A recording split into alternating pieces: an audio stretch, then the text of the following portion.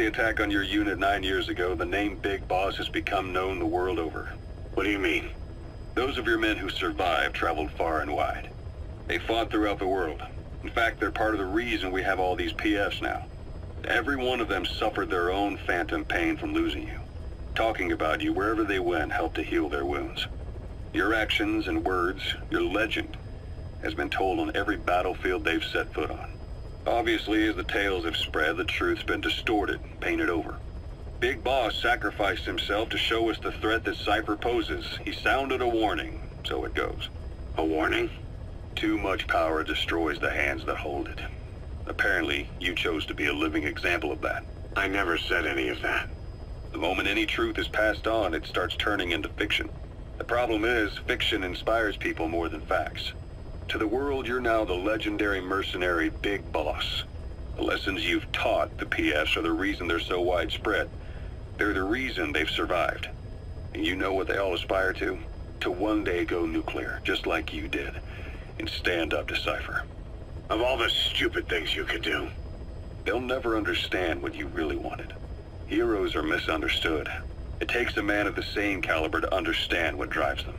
Bottom line is, these guys want to be like their hero Big Boss. And deep down they all have their eyes on nuclear weapons. They say that a nuke is the only means of standing against Cypher. But these days it's becoming little more than a slogan to rally the troops and survive in a cutthroat business. Currently, there are 3 major PFs who've expanded into Central Africa. CFA, Rogue Coyote, and Zero Risk Security. HEC's investigations have shown there's almost no overlap between their areas of operation. It's not so much a turf war, more like they have a gentleman's agreement. If you do cross paths with them, you probably won't have to face more than one at a time. Still, don't expect to walk in the park. The CFA, Contract Forces of Africa. These guys are a major player. Their head office is in Pretoria, South Africa. That's also where the South African Defense Force is headquartered. We think the two are closely connected. An HEC investigation revealed that most of the CFA's operators are former SADF soldiers. South Africa has been locked in struggles with neighboring regimes for years. That means constant action. And we know better than anyone that's the best kind of training. A company drawing its recruits from hardened military vets. You can bet they know how to handle themselves. Do not underestimate them.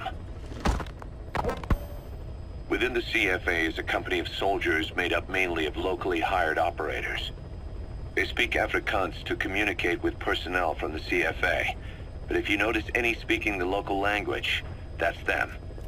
Though hired from the local population, they were originally part of a paramilitary group, so they'll have plenty of combat experience. And unlike their days shooting junkyard rifles out of beat-up pickup trucks, the CFA now supplies them with the latest gear from the West.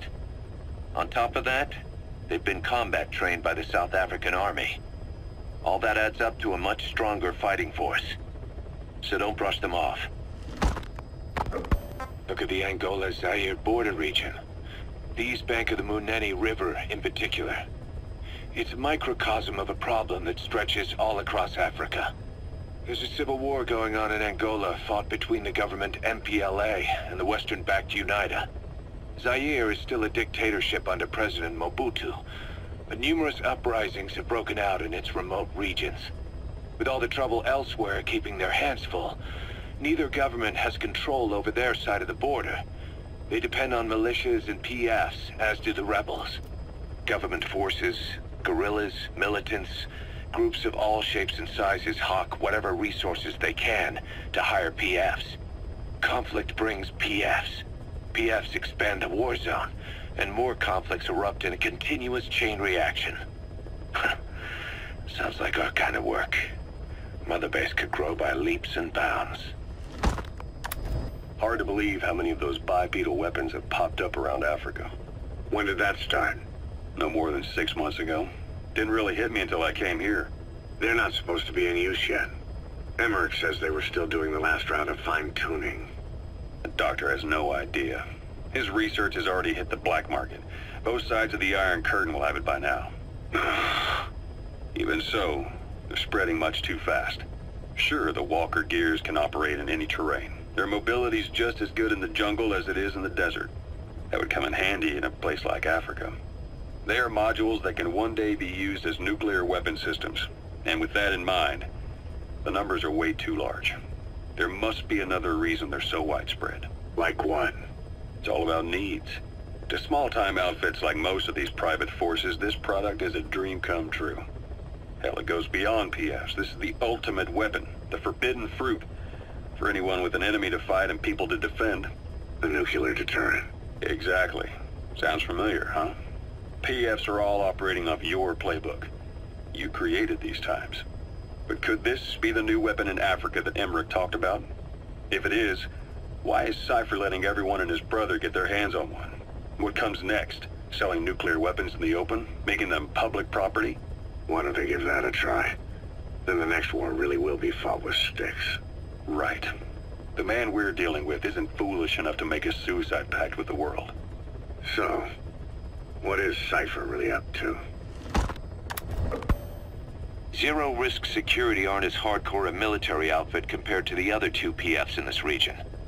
The company sends operators to conflict regions around the world, not just Africa. They have decades of combined experience. They're also based out of South Africa. Their headquarters is in Johannesburg. A lot of their work involves corporate security for South African companies, but a good number of their operators are retired South African military. So don't mistake them for a bunch of security guards. Rogue Coyote operates mainly out of Africa these days. Of the three PFs, they're the smallest. However, they scooped up most of the Rhodesian SAS after the country collapsed 4 years ago. Picture their entire organization as one big special forces unit.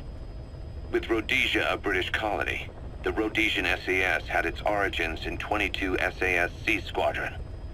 They started out as a group known as the Southern Rhodesia Volunteers, but in '51 they were incorporated into 22 SAS as members of the British Commonwealth and deployed to fight guerrillas in the Malayan emergency.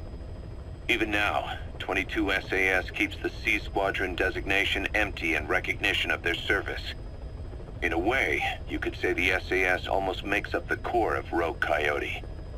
Later on, they were bolstered by other talent, including former Celis Scouts and 32 Battalion. These guys are direct descendants of the best special forces in the world. They won't go down without a fight.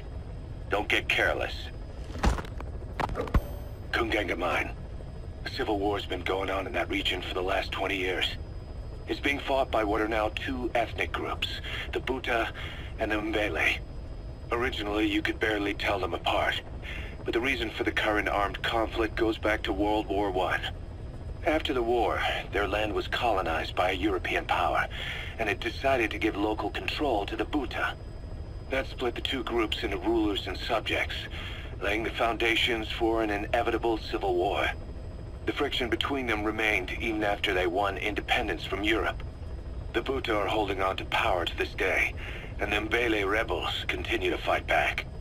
The conflict is funded by locally mined gold, rare metals, diamonds. They've used the money from those to arm themselves, buy oil, and even hire PFs.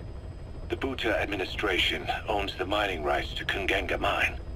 But most of the laborers are Mbele, who they've taken prisoner. The product they've gouged out of their land is bought up by cheap Western corporations. And the civil war is fueled by the profits. That's how it goes. One country's people is split apart by another country. Then the two groups tear up their own land for money in order to fight each other. Now this civil war started by a foreign power is the norm, and it's sucking up all the country's resources. PFs are just the same. They follow the money, taking war with them wherever they go. That goes for us too. It's an endless river of bloody retaliation, and we're standing downstream. Should we make a stand and staunch the flow? Or wade in amongst the corpses and make a bigger splash than the rest?